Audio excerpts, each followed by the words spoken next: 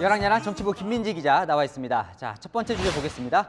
자, 난감한 두 사람 누굴까요? 네, 이재명 후보와 배우자 김혜경 씨입니다. 어제는 김 씨가, 오늘은 이 후보가 이 과잉 의전 논란에 대해서 사과를 했지만요. 그 사과가 무색해질 만한 난감한 상황이 연출되고 있는데요. 이 얘기부터 한번 들어보시죠.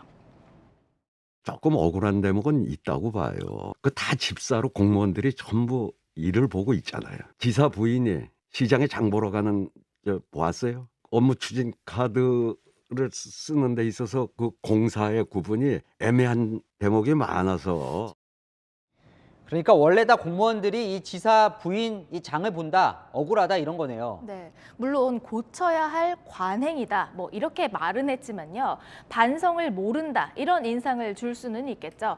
한 민주당 시의원의 글도 입방아에 올랐는데요. 자, 한번 볼까요? 자녀를 낳아 길러보지 못한 사람이 희생을 할까? 맥락이 뭡니까? 네, 김경영 서울시 의원이 쓴 글인데 자녀가 없는 윤석열 후보를 겨냥한 듯 저런 얘기를 또 한 겁니다.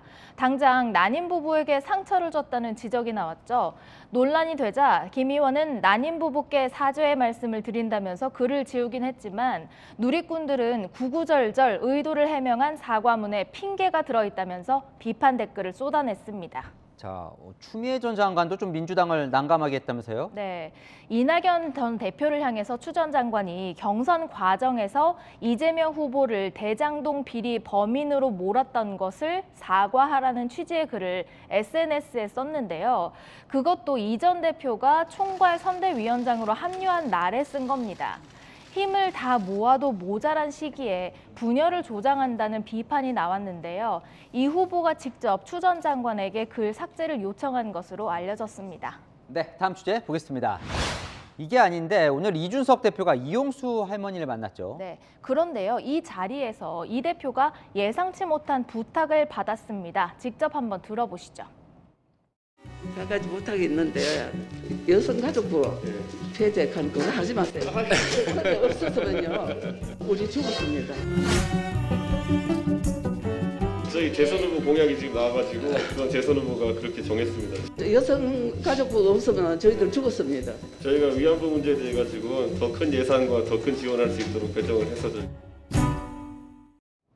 여가부 폐지는 공약이기도 하지만 사실 이제 이준석 대표가 강하게 주장을 해왔던 거죠. 네, 그동안 여가부를 수명이 다한 부처다 이렇게 평가를 해왔는데요. 폐지하지 말아달라는 부탁을 받았으니까 더욱 난처하지 않았을까 싶습니다.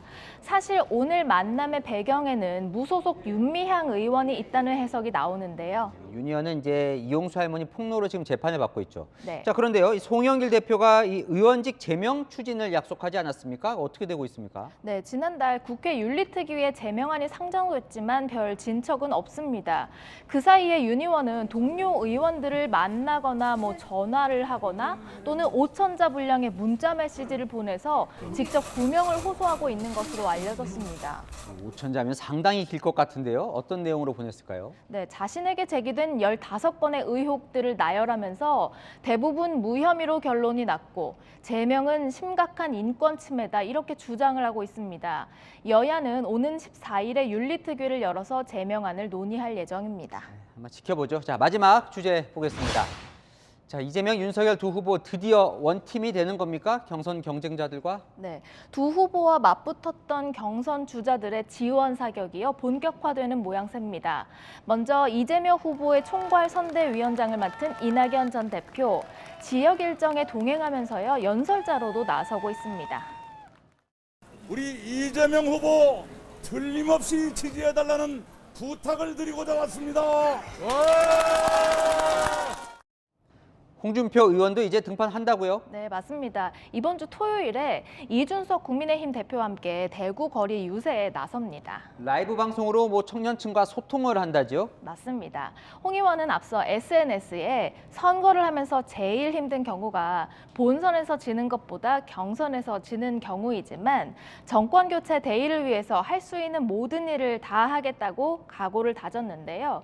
일정상 수년됐던 윤 후보와의 유튜브 방송, 이 홍카콜라 TV 방송 일정도 조만간 다시 잡기로 했습니다.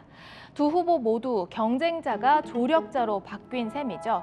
진짜 원팀이 될 수 있을지 궁금합니다. 그래도 이 한 표가 아쉬운 후보들은 든든할 것 같습니다. 열왕야랑이었습니다.